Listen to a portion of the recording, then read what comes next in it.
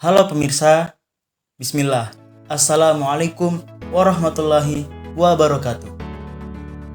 Perkenalkan, nama saya Andi Muhammad Ikhlasul Irsyad. Saya adalah salah seorang mahasiswa jurusan Manajemen Pendidikan Islam, Fakultas Tarbiyah dan Ilmu Keguruan, Universitas Islam Negeri Dato Karama Palu. Eits, tunggu dulu. Sebelum kita ke video pembahasan, jangan lupa untuk like, komen, dan juga subscribe. Dan jangan lupa untuk menekan tombol notifikasinya. Nah, baik. Pada kesempatan kali ini, saya akan memaparkan sedikit materi tentang konsep dasar manajemen pendidikan Islam dan juga ruang lingkup dari manajemen pendidikan Islam. Oke, tanpa berlama-lama, langsung saja kita ke pembahasan yang pertama. Pembahasan pertama kita yaitu konsep dasar dari manajemen pendidikan Islam.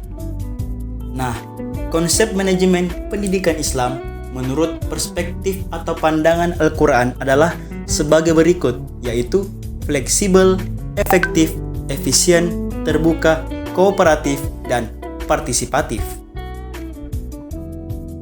Dasar manajemen pendidikan Islam secara garis besar ada 3, yaitu Al-Quran, As-Sunnah, serta perundang-undangan yang berlaku di Indonesia. Yang dimana manajemen pendidikan Islam itu sendiri merupakan aktivitas untuk memobilisasi dan memadukan segala sumber daya pendidikan Islam dalam rangka untuk mencapai tujuan pendidikan Islam yang telah ditetapkan sebelumnya. Nah, setelah memahami konsep dasar dari manajemen pendidikan Islam, tentunya kita juga harus tahu ruang lingkup dari manajemen pendidikan Islam tersebut seperti apa sih? Oke, baik. Ruang lingkup manajemen pendidikan Islam. Bidang-bidang pendidikan yang menjadi basis garapan manajemen pendidikan meliputi semua kegiatan yang dapat menjadi penunjang proses belajar mengajar, sehingga tujuan pendidikan yang sudah ditetapkan dapat tercapai. Bidang garapan manajemen pendidikan tersebut secara umum dikategorikan sebagai bagian dari ruang lingkup manajemen pendidikan.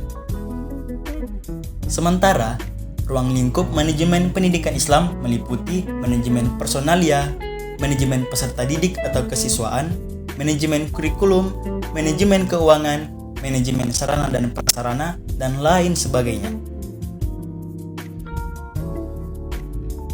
Nah, tadi kita telah menyimak beberapa ruang lingkup manajemen pendidikan Islam, yang dimana kedepannya kita akan membahas kelima ruang lingkup tersebut secara satu persatu. Yang pertama, ada yang namanya manajemen personalia. Manajemen personalia pendidikan Islam adalah suatu konsep yang melibatkan pengelolaan sumber daya manusia dalam konteks lembaga pendidikan Islam. Ini termasuk proses perekrutan, pengembangan, pengelolaan kinerja, dan pemeliharaan staf pengajar dan karyawan dalam lembaga pendidikan Islam. Tujuannya adalah untuk memastikan bahwa personel yang bekerja di lembaga tersebut memiliki kualifikasi yang tepat, terlibat dalam pengembangan berkelanjutan, dan dapat memberikan pendidikan Islam yang berkualitas kepada siswa. Dalam manajemen personalia pendidikan Islam, penting untuk memperhatikan nilai-nilai dan prinsip-prinsip Islam dalam pengelolaan sumber daya manusia, seperti keadilan, kesetaraan, dan integritas. Selain itu, perencanaan sumber daya manusia yang baik juga diperlukan untuk memastikan bahwa kebutuhan staf pengajar dan karyawan dapat terpenuhi dengan baik. Yang kedua, manajemen kesiswaan. Manajemen kesiswaan ini merupakan pelayanan yang memusatkan perhatiannya kepada pengaturan, pengawasan, serta pelayanan terhadap siswa, baik di dalam maupun di luar kelas. Pada intinya, manajemen kesiswaan di suatu sekolah membantu siswa untuk mengembangkan dirinya yang sesuai dengan program-program yang dilakukan oleh sekolah atau sekolah Islam tersebut. Nah, perlu diingat juga nih, manajemen kesiswaan bertugas mengatur berbagai kegiatan dalam bidang kesiswaan agar proses pembelajaran di sekolah Islam berjalan dengan tertib, teratur, dan lancar. Untuk mewujudkan tujuan tersebut, terdapat sejumlah prinsip yang harus diperhatikan.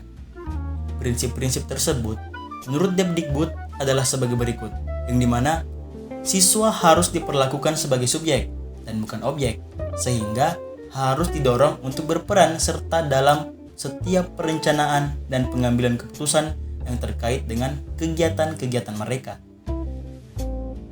Pembahasan yang ketiga yaitu manajemen kurikulum. Manajemen kurikulum adalah suatu sistem pengelolaan kurikulum yang kooperatif, komprehensif, sistemik, dan sistematik dalam rangka mewujudkan ketercapaian tujuan kurikulum. Nah, berikut ini adalah penjelasan mengenai proses-proses pada manajemen kurikulum, yaitu pertama, perencanaan kurikulum, selanjutnya penyelenggaraan kurikulum, evaluasi kurikulum, dan yang terakhir adalah pengembangan dari kurikulum itu sendiri. Pembahasan yang selanjutnya yaitu manajemen keuangan. Nah, pengertian manajemen keuangan dalam arti sempit adalah tata pembukuan.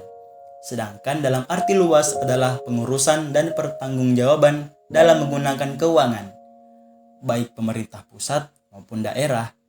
Manajemen keuangan adalah suatu proses melakukan kegiatan mengatur keuangan dengan menggerakkan tenaga orang lain.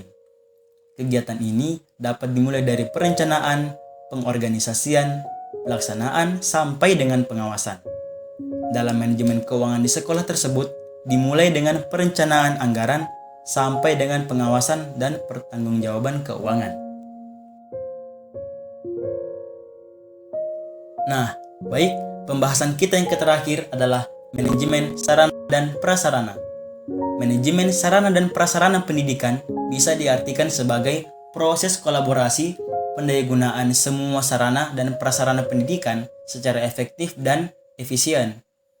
Nah, definisi ini memberikan bahwa sarana dan prasarana yang terdapat pada sekolah perlu untuk didayagunakan serta dikelola untuk kepentingan proses pembelajaran di sekolah.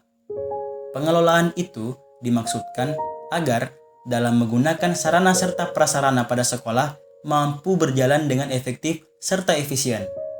Pengelolaan sarana serta prasarana artinya aktivitas yang amat krusial pada sekolah, sebab keberadaannya akan sangat mendukung terhadap suksesnya proses pembelajaran di suatu sekolah. Nah, itu tadi pembahasan seputar konsep dasar dan juga ruang lingkup dari manajemen pendidikan Islam. Oke, baik, sekian yang dapat saya sampaikan. Kurang dan lebihnya mohon dimaafkan. Apabila terdapat kekurangan, maka itu dari diri saya pribadi. Dan ada pula terdapat kelebihan, maka itu dari Allah Subhanahu wa Ta'ala. Oleh karena itu, saya pamit undur diri karena saingannya teman sendiri. Syukron, wabillahi taufiq wal hidayah, waridha wal inayah. Wassalamualaikum warahmatullahi wabarakatuh.